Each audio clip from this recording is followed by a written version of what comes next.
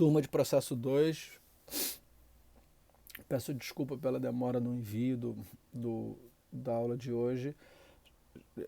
Eu confesso, isso não é um videoblog da minha vida, mas eu confesso que essa semana foi talvez a semana que eu tenha batido cansaço. Então eu demorei toda a minha etapa de produção, por isso peço desculpas, mas enfim, acho que ainda está dentro de um prazo aceitável entregar esse vídeo. Qual é a aula de hoje? A gente está há muitas aulas falando de juizados especiais, falamos de tutela provisória, e agora efetivamente a gente entra na parte do coração da matéria, que são os ritos especiais. O primeiro rito do código é a consignação em pagamento. Mas eu prefiro começar com a ação possessória. Por que eu prefiro começar? Porque se eu conheço o Rogério Domingues, e eu acho que eu conheço bem, ele deve estar começando efeitos da posse para quem é de civil 5.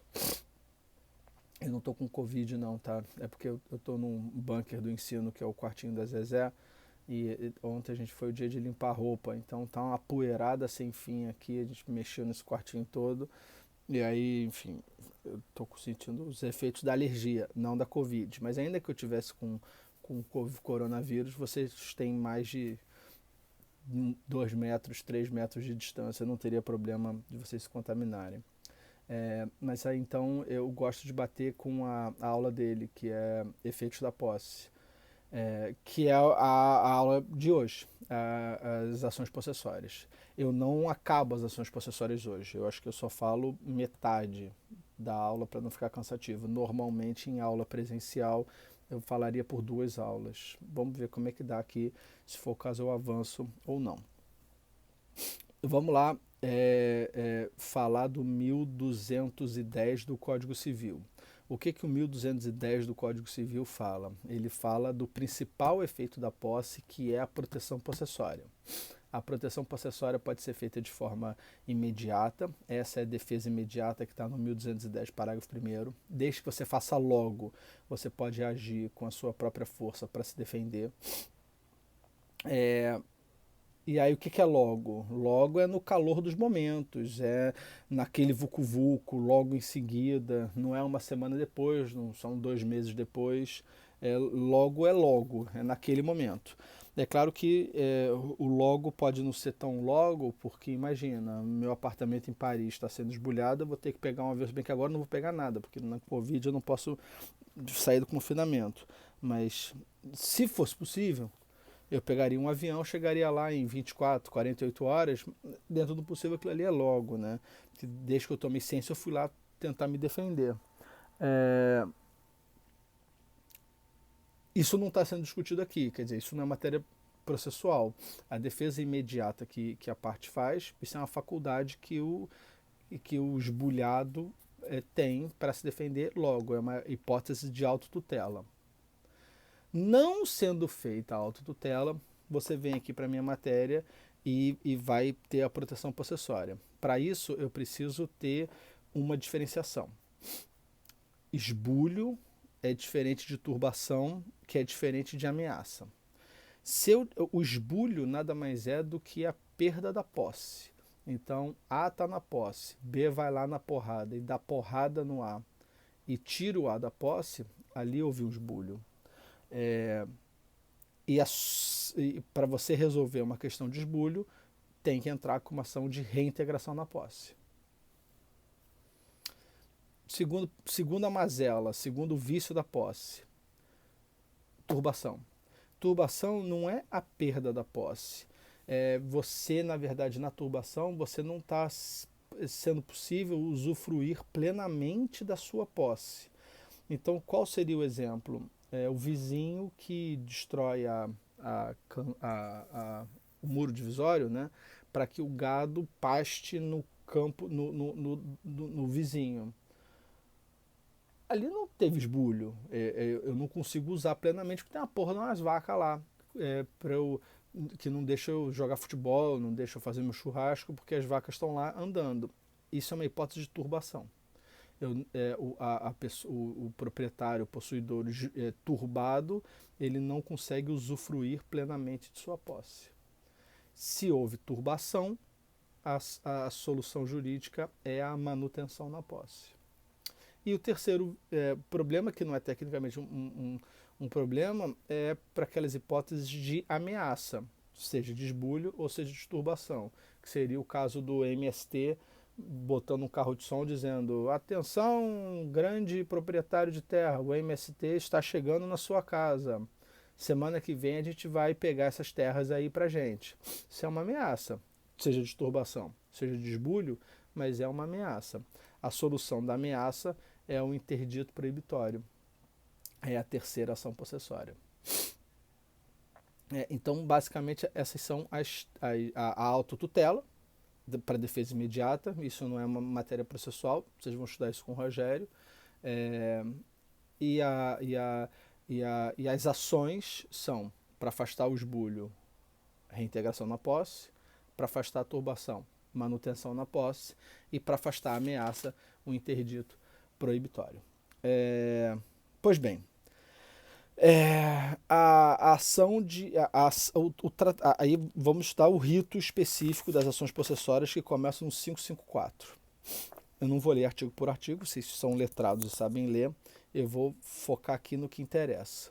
O rito especificamente da ação começa no 560, que diz assim: o possuidor tem direito de ser mantido na posse em caso de turbação e reintegrado no caso de esbulho. Então, pode ser mantido na posse em caso de turbação e reintegrado em caso de esbulho. O tratamento jurídico, o tratamento processual para ação de reintegração e de manutenção é exatamente o mesmo. Qual é o grande tchan inicial da matéria? É o que está no artigo 558, na parte geral das ações possessórias. Regem o procedimento de manutenção e reintegração as normas da seção subsequente, essa do 560 para frente, quando a ação for proposta dentro de ano e dia da turbação ou do esbulho afirmado na petição inicial. Parágrafo único. Passado o prazo referido no caput, será comum procedimento, não perdendo, contudo, o seu caráter possessório. Então, o código aqui ele faz uma diferenciação. Ele fala o seguinte: olha, eu, código, te dou um marco, ano e dia. Se você propuser essa ação dentro de ano e dia do esbulho ou da turbação, eu te dou um rito especial, previsto do 560 ao 566, que tem uma coisa interessante. Se você demorar, por qualquer motivo que não venha ao caso, e propuser essa ação depois de ano e dia, você também tem ação. Quem foi esbulhado há mais de ano e dia tem ação, só que não é de rito especial, ela é de rito comum. É isso que está no parágrafo único do 558. Então, para quem é de prática e para quem se atenta ao processo civil, se você propuser essa ação dentro de ano e dia, você tem um rito especial das ações possessórias previsto o rito no 560. Se você demorar mais de ano e dia, você vai para ação de rito comum. Você vai ter proteção. O Rogério vai botar isso na prova, isso é comum. Depois de ano e dia você tem proteção possessória? Tem, claro que tem. Não por rito especial, mas sim por rito comum. Tá bom. Então, dentro de ano e dia eu tenho esse rito especial. O que esse rito especial tem de tão especial assim? 561. Incumbe ao autor provar a sua posse, isso é um requisito da petição inicial. Incumbe o autor provar a sua posse. Então ele tem que provar que tinha posse. 2. Tem que provar que sofreu a turbação ou esbulho praticado pelo réu. 3. A data da turbação ou do esbulho. Então eu tenho que provar que eu fui turbado ou que fui esbulhado. Eu tenho que provar a data da turbação ou do esbulho. Por que provar a data é importante? Porque eu tenho que provar o ano e dia.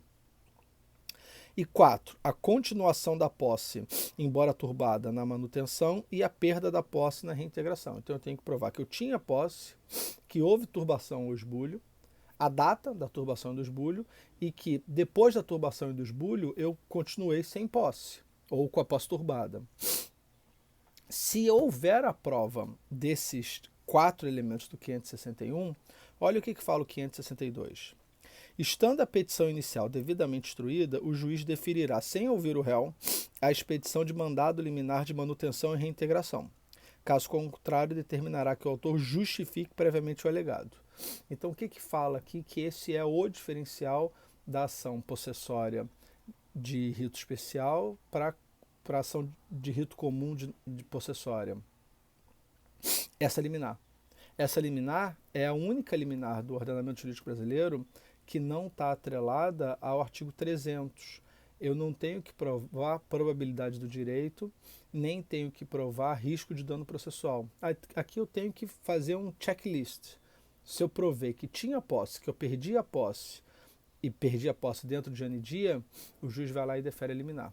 É uma liminar de requisitos objetivos. Essa é a graça. A graça desse rito é tão somente essa liminar. Claro, se o juiz não deferir liminar, ele pode marcar uma audiência de justificação, o que eu já falei na aula passada.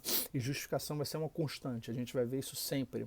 Justificação é aquela audiência que não é uma audiência para fazer prova testemunhal, mas é uma audiência de justificação que o juiz pode pedir para dar um reforço nesse lastro probatório inicial. Então ele vai ouvir umas pessoas, não é prova testemunhal, porque a regra não vai ser aplicada de prova testemunhal. É algo um pouco mais informal, mais singelo, que é só para robustecer essa prova no começo do processo. 563. Considerada suficiente a justificação, o juiz expedirá logo o mandado de manutenção. 564. Concedido ou não o mandado liminar de manutenção ou de reintegração, o autor promoverá nos 5 dias subsequentes a citação do réu, para querendo contestar em 15 dias.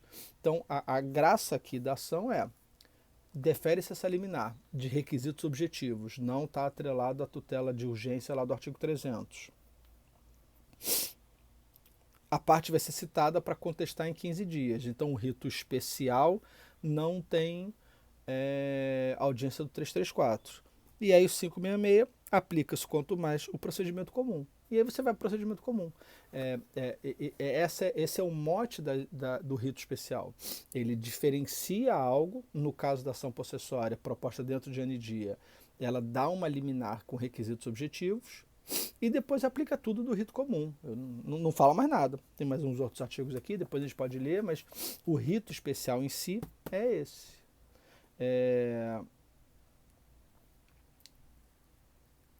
Se eu propuser essa ação depois de ano e dia, pode ter liminar? Claro que pode ter liminar.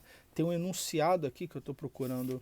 O enunciado é aqui, o enunciado 238 do CJ, do Conselho da Justiça Federal, aquele das jornadas de direito civil, todo mundo está careca de saber. O 238 diz que claro que pode ter liminar, mas aí vai ser uma tutela de urgência deferida com base no artigo 300, se proposta depois de ano e dia. Vai ser uma ação de rito comum. Toda ação de rito comum pode ter uma tutela provisória, desde que preenchidos os requisitos, tutela de urgência especialmente, com base no artigo 300. Esse, em resumo, é o rito da reintegração e da manutenção. O rito processual é exatamente o mesmo. Então, basicamente é isso. Basicamente, o rito especial é essa liminar de requisitos objetivos. O resto aplica o rito comum. Pode parecer pouco, não é pouco não, é muita coisa. É a tranquilidade que eu não preciso dizer: ah, mas eu estou passando mal, demora, velhinha, remédio, não tem nada disso. Tinha posse, perdi a posse, dentro de ano e dia, o juiz defere a liminar. Essas são as duas ações, né? A ação de manutenção e a ação de reintegração de posse. A ação de interdito, ela é um monoartigo, na verdade são 2 artigos, que é o 567, é a terceira ação possessória, interdito proibitório. O que fala o interdito proibitório? O interdito proibitório, ela vem desde Roma. Eu há pouco tempo assisti uma live, até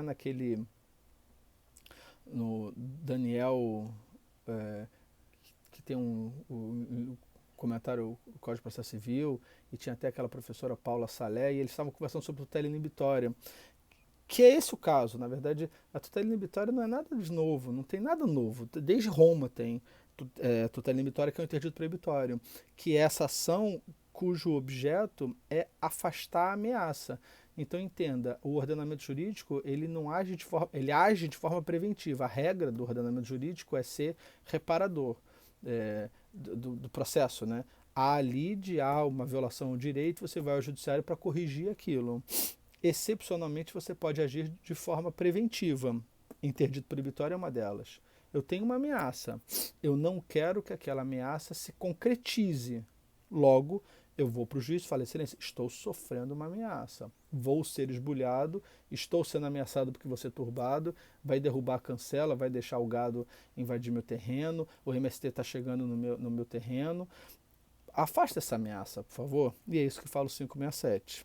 O possuidor que tenha justo receio de ser molestado na posse poderá requerer ao juiz que segure da turbação ou esbulho iminente, mediante mandato proibitório, em que se comine ao réu determinada pena pecuniária, caso transgrida o preceito. Então, é só para afastar. Agora, é importante, tenha justo receio de ser molestado. Então, tem que ser alguma coisa, tem que ter um justo receio. Ah, o que o cara falou, isso não tem provas, não tem nada demais, mas se houver um justo receio, se ele for próximo, se tiver realmente alguma coisa, 567. E aí o 568. Aplica-se o interdito proibitório, o disposto no parágrafo, na seção 2, que é o que fala da deferir o mandado, que é o 562, 563, deferir liminar e por aí vai. E é mais importante, como há o silêncio, aplica-se o rito comum, que é o que está no 566, ao interdito proibitório também, no que puder ser aplicado. Essas são basicamente, são, de forma básica e rápida, são as 3 ações possessórias importantes. Reintegração e manutenção, tratamento jurídico é o mesmo, e interdito proibitório.